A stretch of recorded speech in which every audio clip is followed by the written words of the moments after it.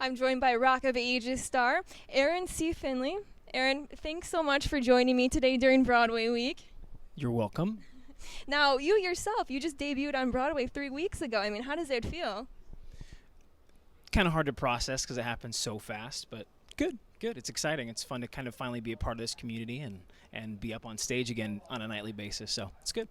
Now, you can relate to your character. You played Drew in the show, and, you know, he had this big dream of becoming a star, and you just debuted on Broadway, so I'm sure you can relate to your part, right?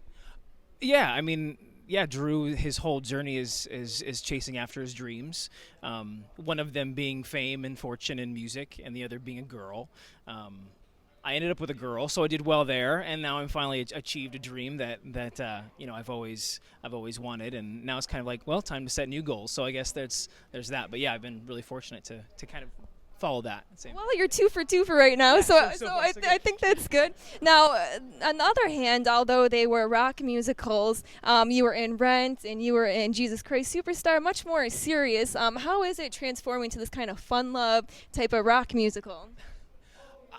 They were all great steps for me because I needed all of those to actually understand how to do rock music. Because I mean, I didn't sing a lot of rock growing up. I didn't listen to this music. So when I first did Jesus Christ Superstar, I was given a mixtape of sorts of like all these 80s, 70s, 80s rock bands, and we're like, listen to this and mimic that.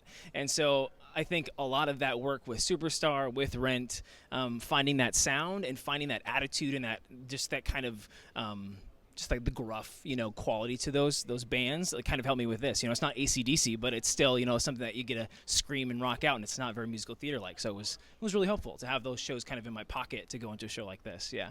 Now, I want to talk about the hair. I mean, how long does it take you in hair and makeup to get ready for the show? I love the costumes and the whole rocker look. It's quicker than you'd think. It takes me about 20 minutes or so with makeup and hair. She's good at her job.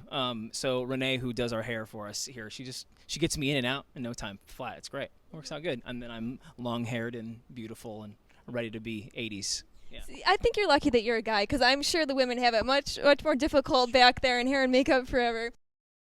Being in this business and speaking so much, especially on the weekends, you do 5 shows a week. A lot of the songs with Styx, you're in your higher range. What do you do to kind of save your voice?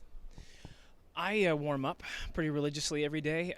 My sister-in-law she has her master's in vocal pedagogy, so she created for me actually a couple years back a warm-up tape. So what I do is I use her warm-ups. I go through them probably an hour or 2 hours before the show, and just kind of check to make sure everything is there, and then continue from there. So once I'm like, all right, we're good, we can do this, then I'm ready for the show that night. But I warm up and then I cool down. It's like kind of fairly religious in that way, and then teas and things that everybody has their own little remedies, throat coats and whatnot, and I use a lot of that stuff. And I'm just you just got to make sure that you're continually taking care of yourself because it's a muscle. You got to warm up to it and then cool down. What do you guys do for fun Sunday night when it's your last show? Does the whole cast go out, or do you just need to relax after the busy weekend?